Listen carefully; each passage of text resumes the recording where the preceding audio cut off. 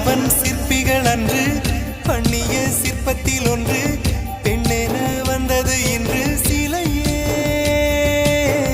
பல்லவன் சிற்பிகள் அன்று பண்ணிய சிற்பத்தில் ஒன்று பெண்ணென வந்தது இன்று சிலையே.